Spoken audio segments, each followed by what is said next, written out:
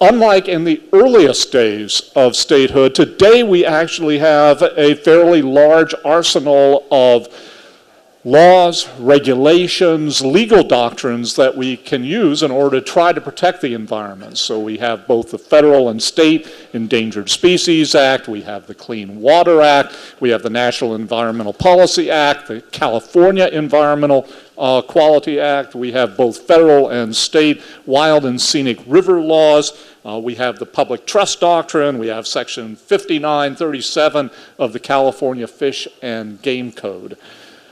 But despite all of that, it's not clear that we're winning the battle to protect the environment, as Ellen pointed out in her introductory comments. People estimate that there are as many as 18 native fish species today that are in near-term risk of extinction. 25% of our native fish species are listed as either endangered or threatened under the California or Federal Endangered Species Act. Scientists estimate today that less than 20% of our native fish species are relatively stable and at low risk of extinction. And those statistics seem to be getting worse over time. So if you go back just to 1975, over 50% of our native fish species were relatively stable. So that percentage has gone down from over 50% down to less than 20%. And the problem is not just in the California Delta system, although my guess is that's going to be a lot of our focus of discussion this morning. These environmental challenges apply anywhere that we have a large water project that stores water and then exports it elsewhere. So we have these concerns on the San Joaquin River, we have these concerns in the Owens Valley, we have these concerns with respect to the Colorado River Delta system. We have growing concerns with respect to the Salton Sea. We have these concerns with respect to a large number of our rivers and streams in the central and southern coast of California.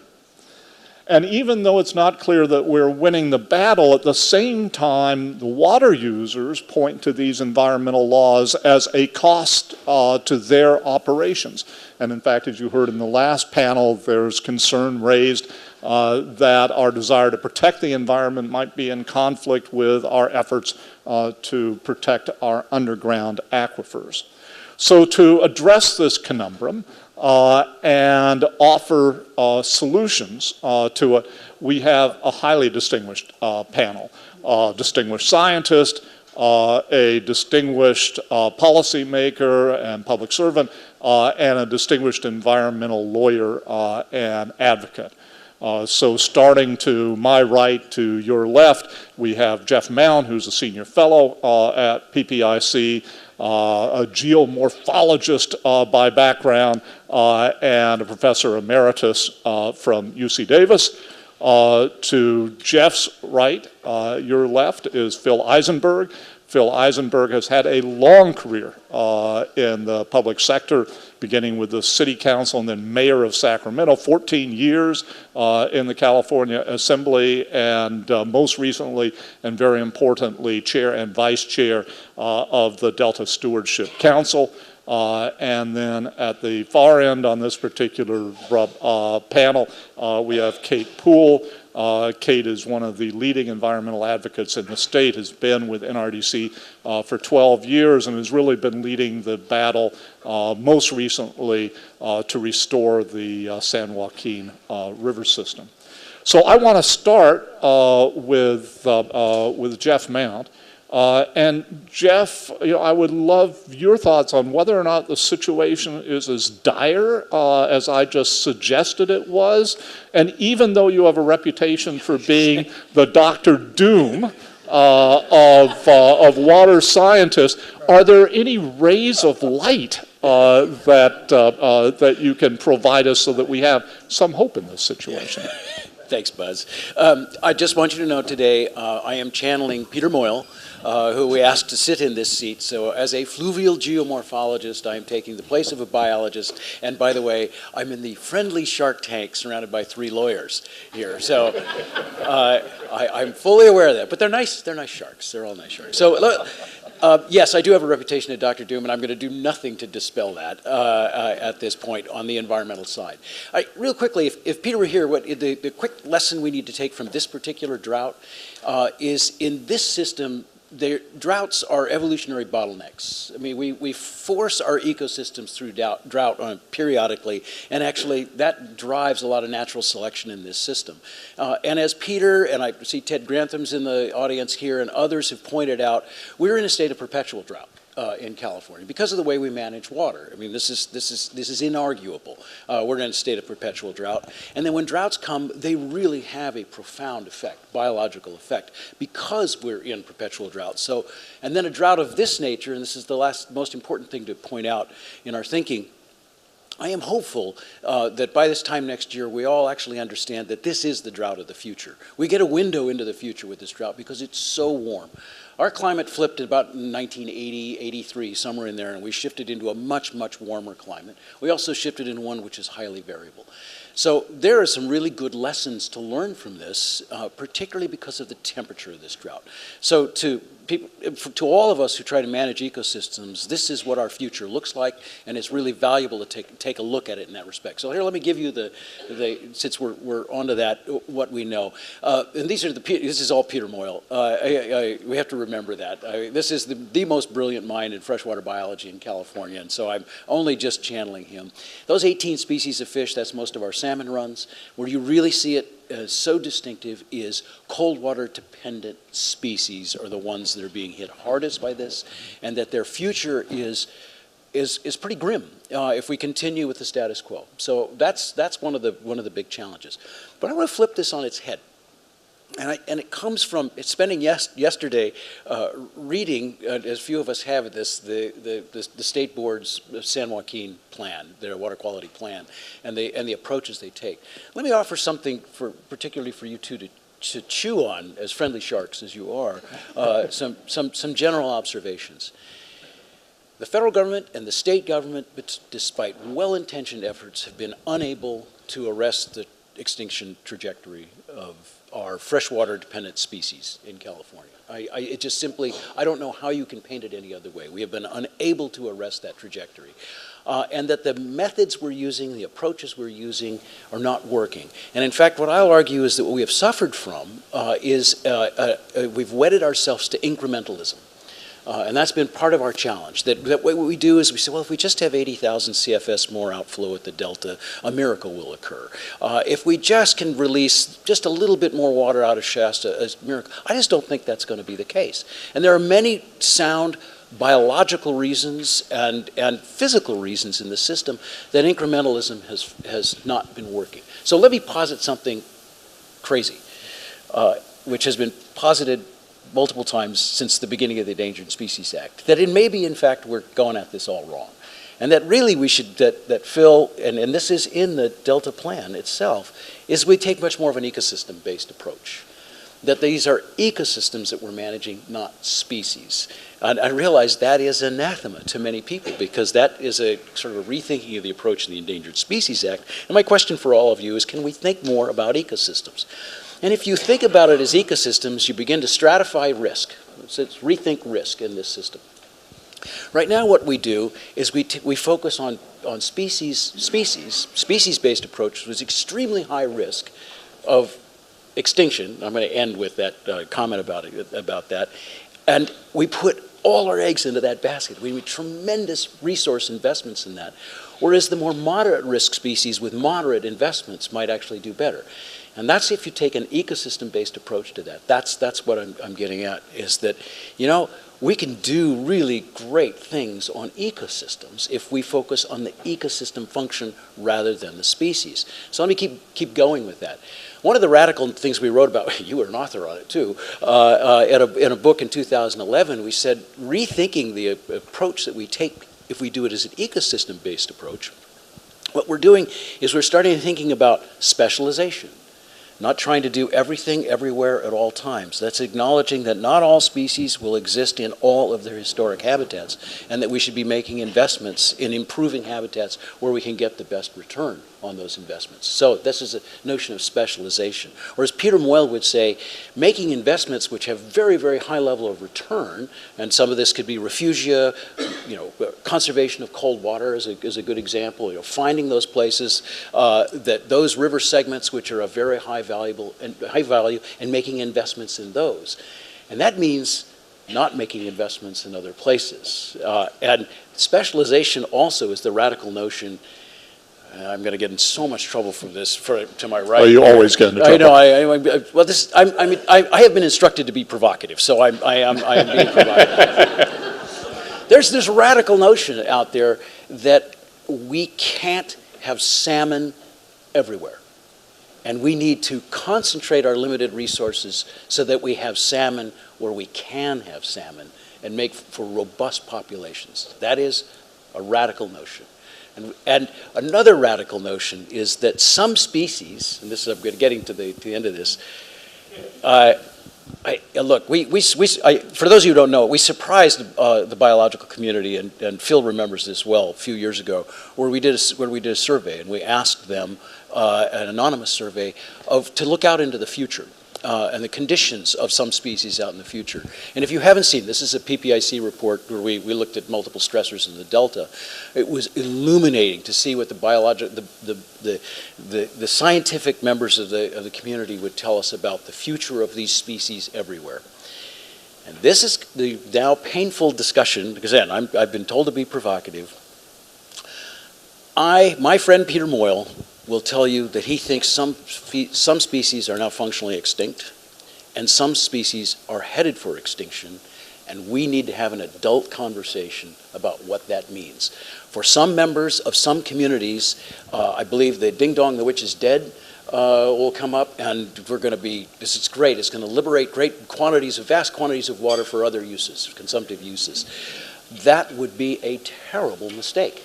Because what has happened for us is so many of our ecosystems, if we're taking ecosystem-based approach, are actually now reliant on the Endangered Species Act to basically keep those ecosystems in some way, shape, or form. So that's the last provocative thing I want to add in here. I think we need to take an ecosystem-based approach to management. I think that, and the reason I think that is because our ecosystems are changing and the pressures on them, and we cannot make perfect endangered species habitat everywhere. And an ecosystem-based approach also has us stratify our risk and invest our resources more strategically rather than trying to make sure it is good everywhere at all time. And then finally, as I say, I was supposed to be provocative here, but let's have a conversation about what extinction means. We all know the Endangered Species Act did not consider it in detail, and did not consider extinction and what the consequences of extinction would be. And then the second aspect is it never anticipated climate change, changing climate conditions and changing habitat conditions, which will put stress on these things. So with that being the provocateur, I shall now crawl under a table somewhere and wait for my end. Okay, so Jeff, you have now answered virtually every single one of my questions. Your bottom line is we're not doing very well. The trajectory is awful. Our current approach is not working. And in your view, as far as I can tell, that's largely because we are focused on species rather than a broader ecosystem approach. So your solution is to move to that broader ecosystem approach. And what you then, of course, address is whether or not we can do it under our current laws. But I want to break that up a little bit and start out by also asking both Kate and Phil their views as to, is our current approach working? And if it's not working, what's your view as to why it's not working? So start with you, Kate. So I agree with Jeff that we're going about this all wrong right now. And my view on how we're going about this wrong is that we are generally operating, particularly the Bay Delta system, way too much by relying on the Endangered Species Act. The Endangered Species Act is designed as the emergency room for species. It's the last-ditch effort to stave off extinction. And what it basically indicates, it's a flashing neon sign that we have failed to enforce all of those other good laws that you mentioned in your opening, Buzz. We haven't updated water quality standards in the Bay Delta substantively in more than 2 decades. That's a big failure for, reflecting the current science and the current needs of the system and the pressures of climate change and all of the other things.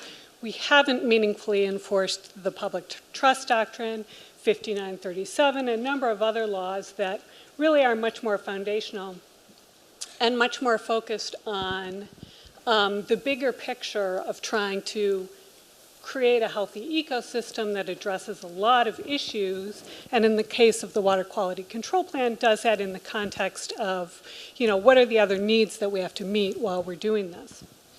So I think, the fact that we have basically called jeopardy on this system for almost a decade now and haven't yet called on some of those other laws to replace the emergency room that we're operating in is a big problem. That said, the ESA has acted as a necessary stopgap measure to stave off extinction, which we've managed to barely do so far, but I sat in a courtroom in 2007 when a number of very respected biologists, including Peter Moyle, not the real Peter Moyle, not the fake, said, the Delta smelt were likely to go extinct within a year. So they're not yet.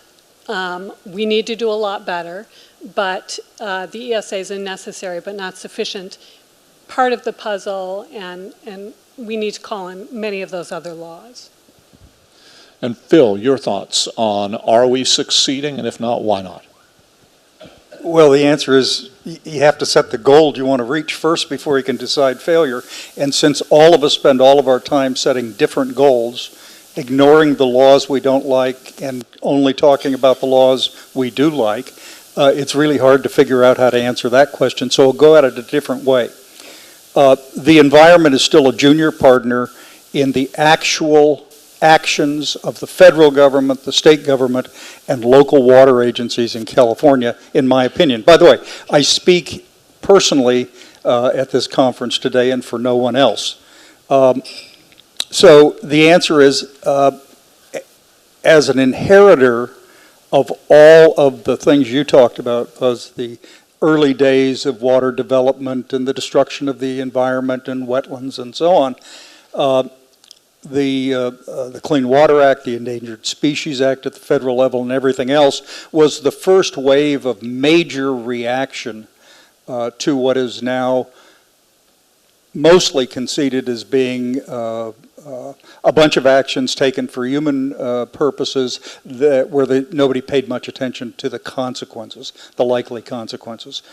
But it doesn't mean that we've advanced to the point that California law now requires, which is co-equal status, at least in the Bay Delta, for environmental protection, restoration of the Delta, and a more reliable water supply for California, in my opinion. And that's, of course, because even people who supported the 2009 legislation aren't happy about seeing it applied. Laws don't enforce themselves. You can, and we've got a history in California of hundreds, probably thousands of laws in the water field promising water to every activity of human beings, either directly or preferred activities that they favor, and you add them all up and it exceeds the available water on a pretty regular basis. So, subsidiary question. Is the Endangered Species Act a species-by-species evaluation really a good idea if you're talking about ecosystem management? No, it isn't. Never heard any serious scientist argue that it is a great tool for multi-species habitat, water, and all the other ingredients that go into an ecosystem. But at the same time, In the political context, it is one of those few things remaining that forces governmental agencies and private parties to pay attention to what ostensibly is legally now a co-equal goal. And just to avoid any misunderstanding, I always thought for all the problems the Bay Delta Conservation Plan had, they had a major statement of giving protected status to a very large amount of land, up to 150,000 acres. Shifting to water fix has retained the magnitude of the tunnels, but decreased the amount of conservation and restoration, and it's hard to visualize how that's going to work over time, consistent with the co-equal goal. Personally, I always thought that if Kate and the water contractors could get together and work out some general thing, you might have gotten federal and maybe federal, but state authorization to try general ecosystem management through what was then the Bay Delta Conservation Plan in a more meaningful way. Now that requires the involvement of scientists with decision-making authority, not just the ability to comment, and it involves serious and substantial amounts of money, and it means that water operations are merged with the decision-making on ecosystem. But that opportunity, I think, has been lost for a while, although it's worth thinking about. Okay, so let me see if I can summarize here. I think I hear actually all of you advocating a broader, more ecosystem-based management structure. But right now, the key environmental act, the one that has the teeth, is the Endangered Species Act. So thoughts as to how one actually moves from the Endangered Species Act, which understandably is the focus of environmental attorneys, to this broader ecosystem approach. So Jeff, you brought it up to begin with. I guess I did. Okay, so this, again, for many of you, this is an unwieldy document, and I don't advise it unless you need some sleep, and that is to go into the state board's description of what they want to do in the San Joaquin. And what we miss in there is that what they're proposing to do, I mean, most people are focused on the fact that they want to increase the amount of water for the environment. So essentially the notion of the staff recommendation of 40% of the unimpaired flow. But look, read it closely. What they're suggesting in this, and I thought this is actually why I thought it was so intriguing, is it isn't 40% specifically. It is an allocation of water, of the unimpaired flow, which can be flexibly managed, at least in the period February to June. So it's a baby step in the right direction of something we have been pushing now for some time, in this notion of allocating water to the environment and creating the ability to flexibly manage it.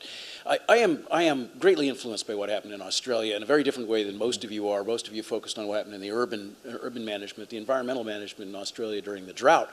What was so striking about it is that they allocated water to the environment and gave the environment the tools to flexibly manage it. And so that the environment became a partner, which is what I'm after here. Instead of a constraint, which is the way we currently do it, the environment became a partner. So in that, now mind you, I expect the process, the political process, to chew up a lot of what the state board is proposing to do. Indeed, the state board has said, go out and you all do settlements and come back to us with your settlements. There's the germ of a really good idea in there, and essentially it represents an allocation that can be managed as an ecosystem in the San Joaquin. Now, where we could probably get a really good argument going is what that ecosystem ought to look like, and what its functions would be, and whether it's dedicated principally to steelhead and fall run Chinook salmon. But the fact is, there's the germ of a really good idea in there. And I'm sure members of the state board here are shocked to hear somebody saying something nice about them. So Kate, you've been involved in the San Joaquin effort. So do you share Jeff's views that this might be a very important approach to utilize? Well, I think the state board's San Joaquin flows proposal that's on the table is a marked improvement over where we have been. And it's a much better, sort of more holistic approach than the ESA approach, the species by species approach we've been using. So for that reason, I think it's, you know, a much better management tool. I'm not quite sure what Jeff means when he talks about a water budget. And what worries me about that approach is that I flash back to the early 2000s when we had the environmental water account under CalFed. And what that essentially did was constrain fisheries agencies, made them feel like there was this set amount of water that they could use in any given year. And so they would hold back on calling for necessary actions, and this is all sort of laid out in a bunch of meeting notes, because they said, oh, we might need that water later in the year for salmon, or we might need it for some other reason. And as a result, the Delta ecosystem in particular went in the tank. So that's a bad approach. In terms of sort of being more flexible and being able to allocate water where it's most needed, when it's most needed, at the right time, you can't argue with that. I think that's just sensible, and I'm not sure that anybody is proposing something different than that. So Phil, your thoughts, and I'm also curious, one of the things that a number of you have now mentioned is the difficulty of actually coming up with an agreement as to what it is that we're managing at an ecosystem level. And you've brought up the Bay Delta Conservation Plan. I have always thought that the Delta Stewardship Council was really an approach that could get us there. But it didn't quite Going work. to show that you're remarkably insightful, but very naive about the political process. Look, for all America's talk about how self-reliant we are and how independent we are and how action-oriented we actually, in my judgment, are risk-adverse and want someone else to protect us from the risk of any change. So if the federal government, or if Karen, for example, would stand up and announce that the state and the governor have now agreed to simply give trillions of dollars to anybody who complains about the lack of water, that would probably get a certain level of support in this room. It isn't exactly what I call a plan for managing water supply, because the reality, I've said this so many times, I apologize to most of you have heard it before. The water supply is not infinite. We cannot supply water in amounts desired by everyone for everything every day just because you want it. And it ain't going to improve because the population's growing, the economy's growing. Even for the good conservation that's going on and the drop in per capita use, the fact is we're consuming more and more water. And it's more costly the farther you go up the chain of these actions to generate reuse water for various kinds of things.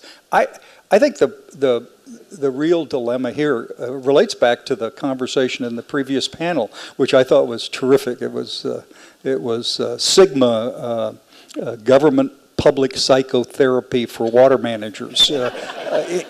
And it's a continuing debate in American society. The preference for local control over evil federal control, but the constant desire to have the evil federal government give us all the money we think we need once we have the decisions. Now, I spent 11 years as a local elected official and 14 as a state official. I see no higher level of courage on either between the state level and the local level of elected officials on imposing taxes or fees. I found a general reluctance of all of my peers to do that, and nothing has convinced me since that local officials are more brave than state officials or federal officials. Matter of fact, Donald Trump has solved our problem. He announced there is no drought, therefore, I don't know, hell, is that the last meeting is solutions that really work, right? Okay. All right.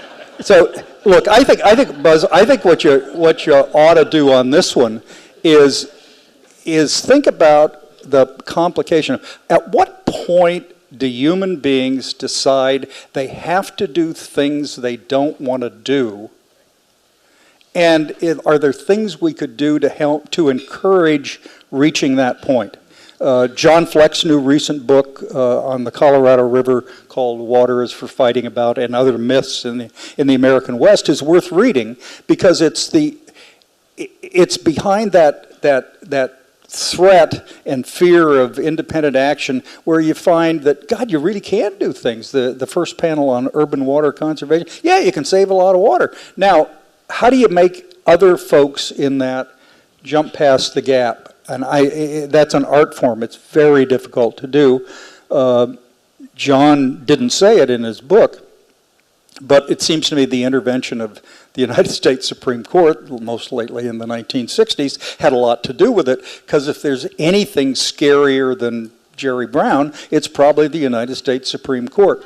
It may need, politicians are realizing every day that water is a terrible political issue for them, because they can't deliver what their loudest constituents want.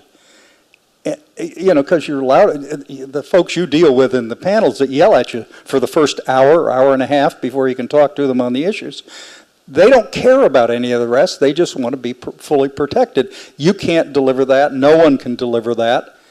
Politicians are eventually going to want to turn some of these hard issues over to someone else.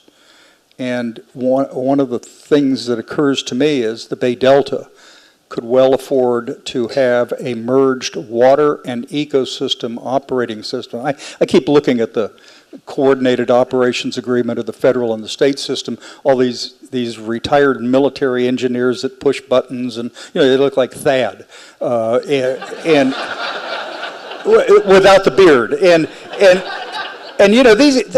they just do what they're told to do, which is solve problems, and they don't like the politicians hovering around. Anyway, the purpose of politics is to convert contentious social issues into boring good government, and that's what interests me. How do you take a contentious issue and convert it over time?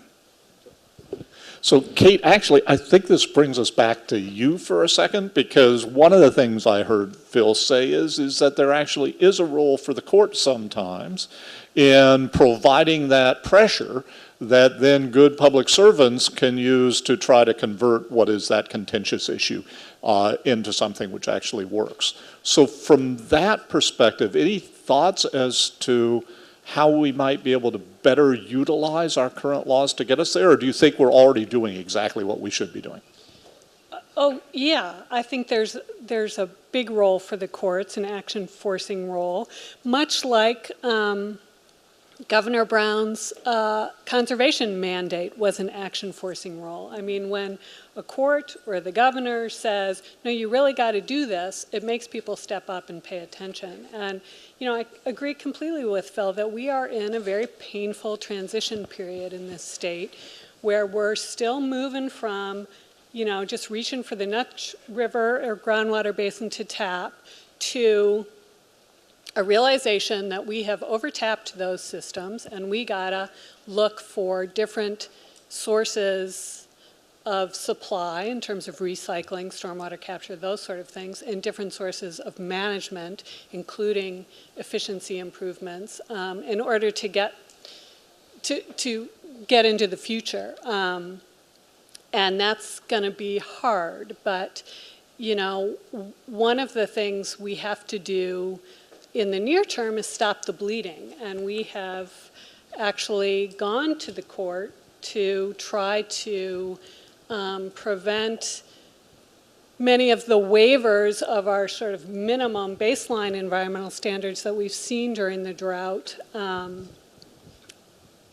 to prevent that from occurring again in the future, because that's really made, a bad situation for the environment in terms of the drought far worse by taking at least 1.5 million acre-feet of water away from those minimum environmental protections over the last 3 years. So, yeah, I think that there's a role for the courts to come in and say, no, you can't do that. You got to actually pay attention to your laws.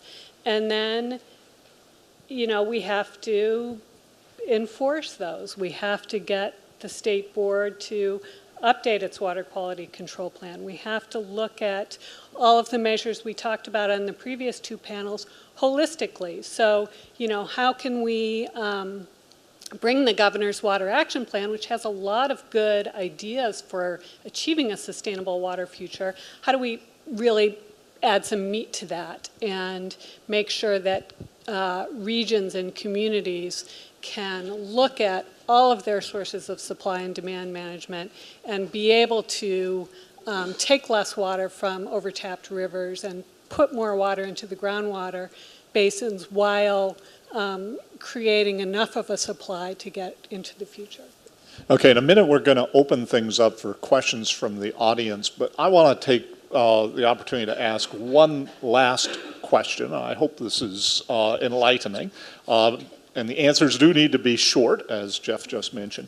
But I want you to imagine that we're now in 2030. We've come back here for the 15th annual PPIC Conference on Policy Priorities for California's Water. A couple of us get up to the stage with our walkers, but we get up here. And what I'd love to know is your prediction as to what's going to be the state of the aquatic environment in 2030. And how will we have gotten there? But you started that in. Kate, you first. Well, I'll just keep harping on the State Water Board updating its water quality control plan, because I think that is, you know, sort of the key thing that we need to do in the near term. And that addresses not just the decline of species that we're seeing, but, you know, the proliferation of toxic algae blooms, toxic, you know, other toxic contaminants and other contaminants in our water quality system, provides the flow we need for habitat. So that's going to be a key piece. And if we can do that quickly enough and in combination with some of these investments in other tools, which a lot of people are doing. You know, we haven't mentioned the mayor of LA, who has announced he wants to reduce their reliance on imported water supply by 50% by 2025, I believe, maybe 2030. So there are a lot of people who are taking these steps, and if we can marry those things effectively, I think we can come back here and see the trajectory for many of the key species that we want to retain and have the healthy river systems that provide a lot of ecosystem functions on the path towards more functionality than we see today. Okay, your answer was prefaced by if. Will we? I can't answer that, but I'm going to be working on making it happen. Okay, Phil. I don't see you can, I can't imagine you can get much positive change in terms of big solutions. I mean, if everybody approved tunnel construction tomorrow, 10 years from now it wouldn't be finished. So, you know, so it's not as if that's possible. You might see some accelerated pace of the agency's compliance with the 2008 biological opinion, for God's sakes, which hasn't yet started, but is supposed to be underway. But, you know, there's kind of an example of how rapid the pace is complying with federal orders.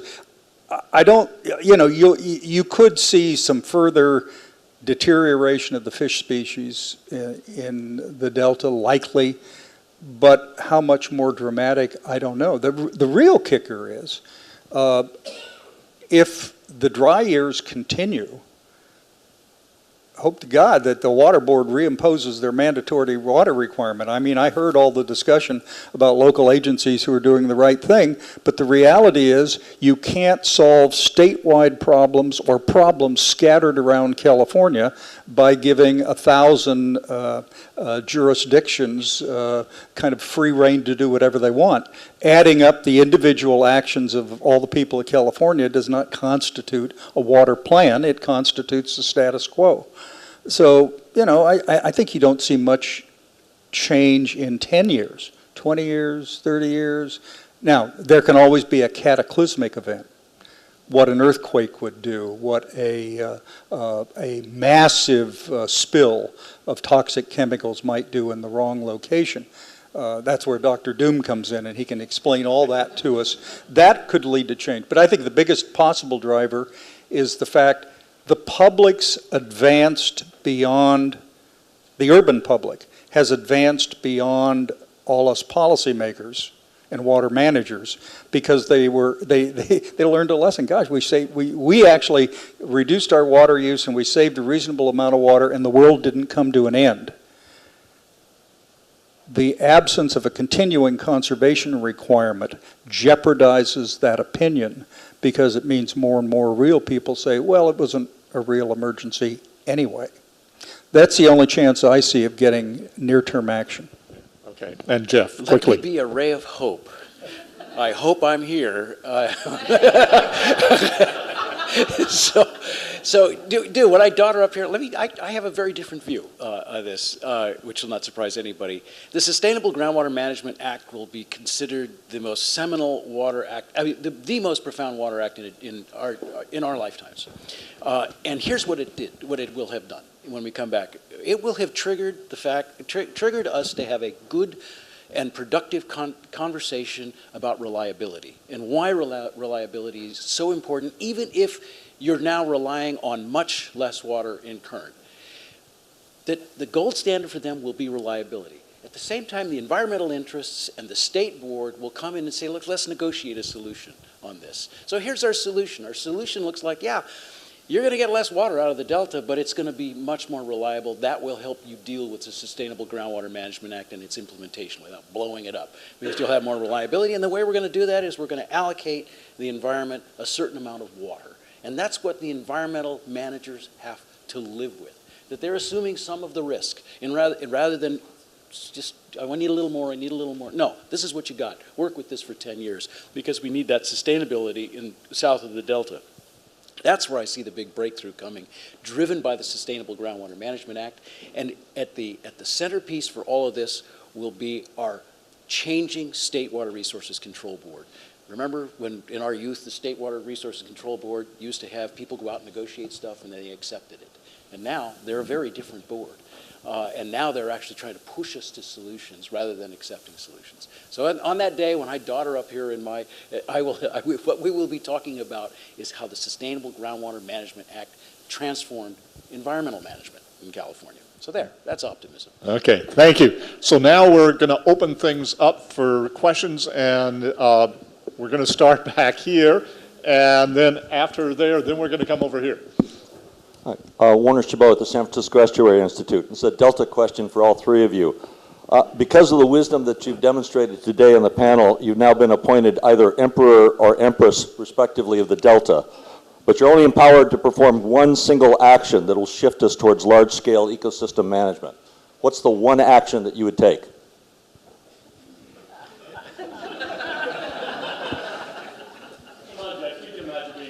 I think this is Phil's. I'd do it. I'd take all the state and all the federal employees from the Coordinated Operations Agreement that's been in existence for some time.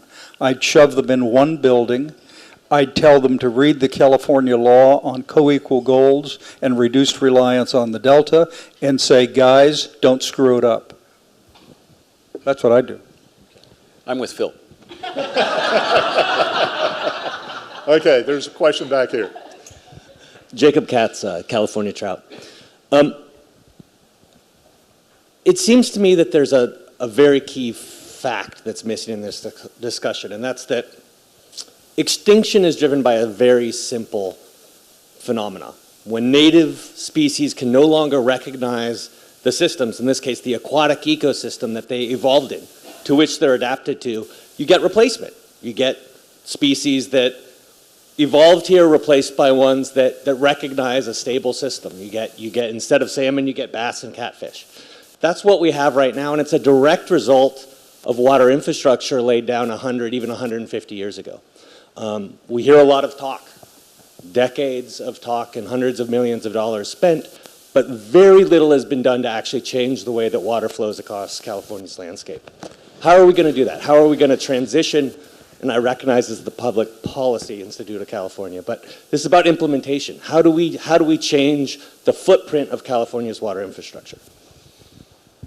Jeff or Kate? Well, I'm happy to, since you are my former student, and I am channeling your major advisor. It seems appropriate. Jacob, this goes right back to taking an ecosystem-based approach, and that is, what are the ecosystem functions we want to manage for and restore in this system, rather than saying I want to focus all my effort on delta smelt. No, I want you to focus on at least establishing the functions of an estuary. What is or I want to save the well, let's take the winter run Chinook salmon as a good example. No, I don't want you to focus on the winter run Chinook salmon. I want you to focus on reestablishing the functions in this system that support anadromy. Okay, and that's a little bit of let the chips fall where they may approach. But I think with a very rapidly changing climate and major fiscal constraints, that's why I say you take an ecosystem-based approach to this. And I know you're in the thick of this out on the Yolo bypass, which is glorious, taking forever to get this stuff done, but is a terrific example of focusing on function rather than a specific species. And Kate? Yeah, I totally agree with that. I think we have a pretty amazing base infrastructure in this state, and I think we can use it much more to our advantage, and YOLO is a great example. If we actually operated the Yolo Basin floodplain to, increase salmon productivity, it could be a huge resource, but we haven't operated it that way very well. And I think, because of how intertied we are throughout the state, we can start thinking about moving water around in different ways than we have in the past, and perhaps get more recycled water from urban areas into ag areas to help, ease the transition from less groundwater pumping and less surface water pumping. So we need to operate it differently, is the bottom line. I may have read into your question something that you did not intend. But I've just finished reading the latest book by John Weens, Dr. Weens, who's on the Delta Independent Science Board, a landscape ecologist, smart guy, and he writes in English so I can almost understand what you guys say.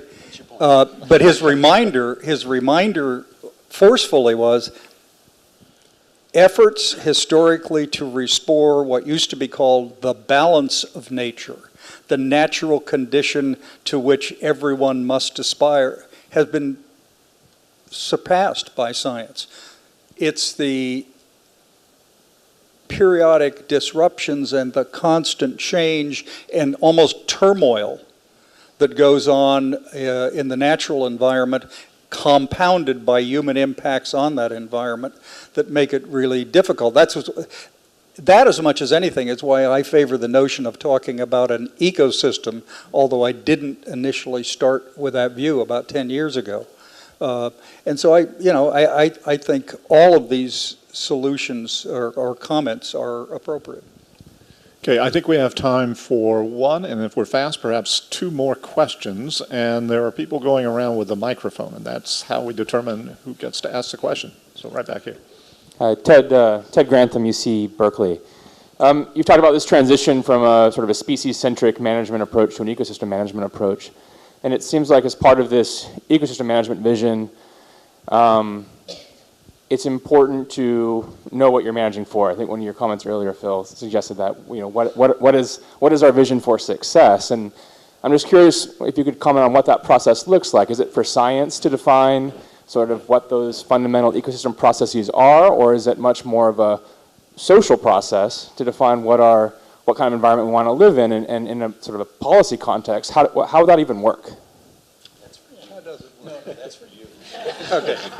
Well, all these science guys wander in and talk to us poor public policy people, and they say, look, here are the problems with what you've said you want to do. And we say, oh, God, that's terrible. Tell us what we should do. Not our business. You set the priorities. You set the priorities, and we'll tell you when you're wrong. Well, screw that. Who cares about that approach? And so I just think what you got to do to the scientists. That's why, in addition to merging the operators of the Central Valley Project and the state operators of the State Water Project in one building, I'd throw these scientists in and say, you get to vote on both water issues and ecosystem issues, so you can't screw up either.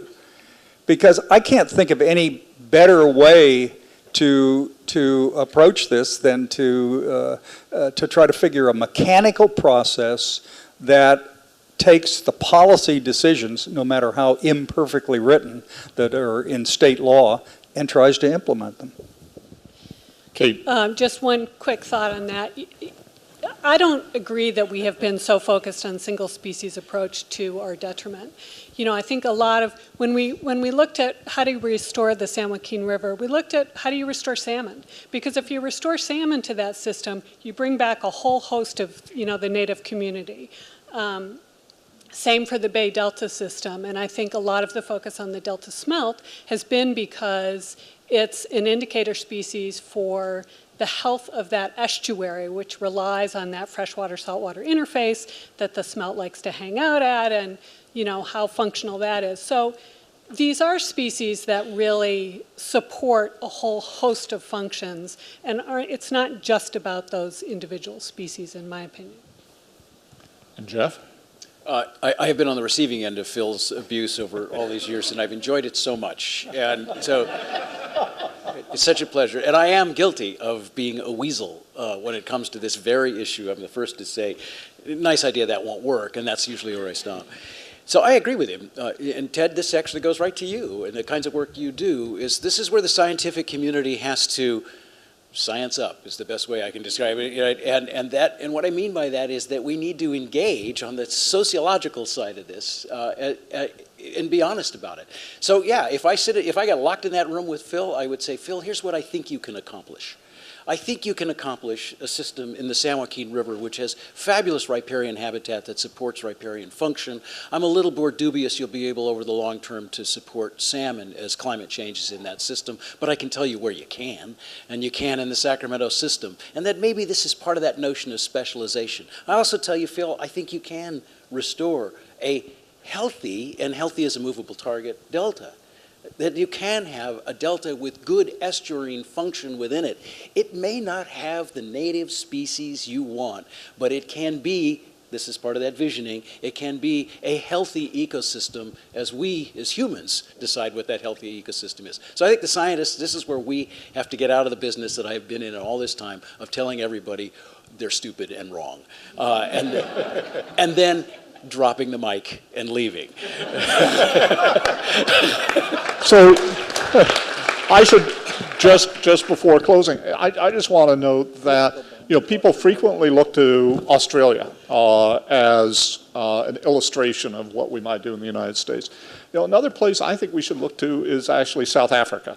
South Africa has a program. It's actually constitutionally required that every single watershed has to be managed on a sustainable basis. And the way in which they do it is they start out with a group of scientists who actually come up with 2 or 3 scenarios and say, this is what is going to happen under each of these scenarios. Ultimately, it is a group of stakeholders that then decide between those scenarios. But it is that shared scientific policy process where the scientists have to actually commit before a decision is actually made. And it embarrasses me that although it doesn't work perfectly in South Africa, and there are many watersheds where that hasn't taken place yet, at least South Africa has a policy in place that looks better than ours does. So I want to thank very much the panelists, Jeff, Phil, and Kate, and thank all of you for your questions.